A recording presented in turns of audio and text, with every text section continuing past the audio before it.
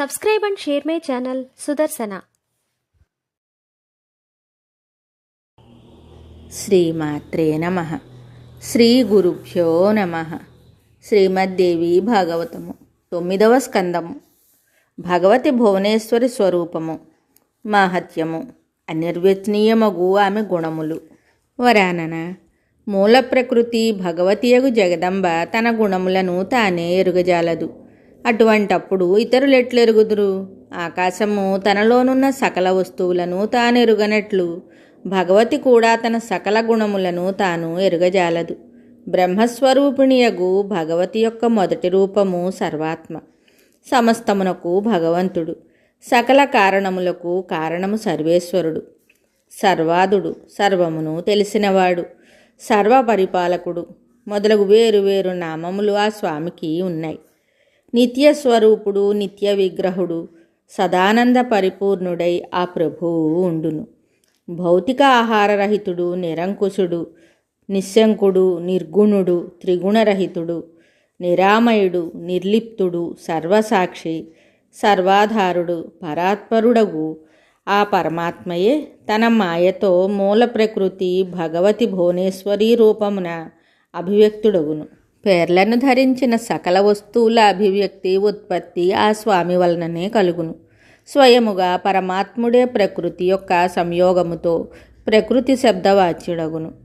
అగ్నికి దాని దహన శక్తి యందు ఏ విధమైన భిన్నత్వ కల్పన లేనట్లే ప్రకృతి పురుషులిరువురును వాస్తవముగా భిన్నులు కారు. వారే సచ్చిదానంద స్వరూపిణి భగవతి జగదంబ, శక్తి, మహామాయా నామములతో ప్రసిద్ధులు.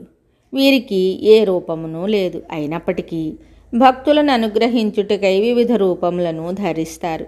వీరే మొట్టమొదట గోపాల సుందరి రూపమును ధరించి ఉంటారు. అందువలన స్వయముగా పరబ్రహ్మ పరమాత్మ భగవంతుడగు శ్రీకృష్ణుడు వీరి యొక్క అభిన్న స్వరూపుడు. అప్పుడు ఆ స్వామి శోభ వర్ణనాతీతమై ఉండెను. పరమ రమణీయమైన శరీరము ముగ్ధ మనోహరము, నిరతిశయము, సుందర నవలీల నిరదాకారము, నిత్య నవకిషోర గోపవేషధారి అయి ఉండెను.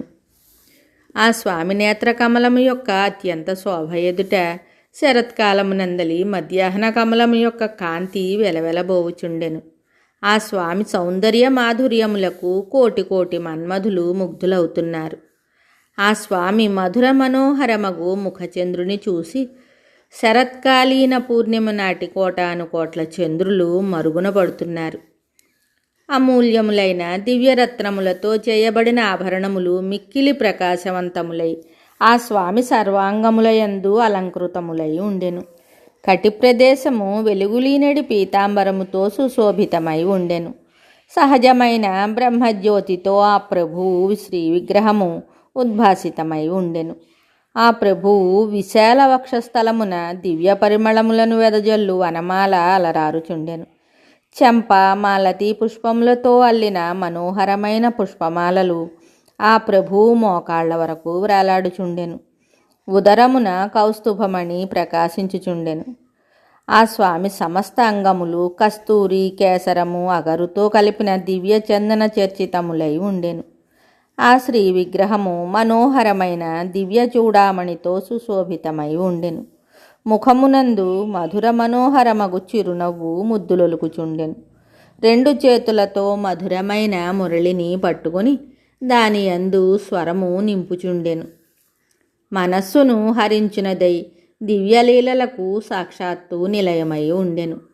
పరమశాంతుడు, ఆనంద మాధుర్యముతో కూడినవాడు, లక్ష్మీ సంపన్నుడు, శ్రీ రాధారాణికి పరమప్రియుడు, ప్రాణవల్లభుడు, రాసమండల మధ్య భాగమునందు దివ్యరత్నమయ సింహాసనమున విరాజమానుడై ఉండెను. ప్రేమమూర్తులగు శ్రీ గోపాంగనలు మధురములగు చిరునవ్వుతో ఆ ప్రభు ముఖపద్మమును రెప్పపాటు లేని నేత్రములతో చూస్తూ ఉన్నారు. వారి అంగాంగముల నుండి అమృతరసము, మాధురీ ప్రవాహము ప్రవహించుచుండెను. ఆ శ్రీకృష్ణుడు అందరకును ఏకైక మహేశ్వరుడు. జగద్ధాతయగు బ్రహ్మ ఆ ప్రభువు వలన భయము చేతనే సృష్టి విధానమును జరుపును. కర్మానుగుణముగా సకల జీవకోటిని సృజించును. ఆ స్వామి ఆజ్ఞానుసారముగా దేవతలు అందరికీ తపముల కర్మల ఫలములను ఇస్తూ ఉంటారు.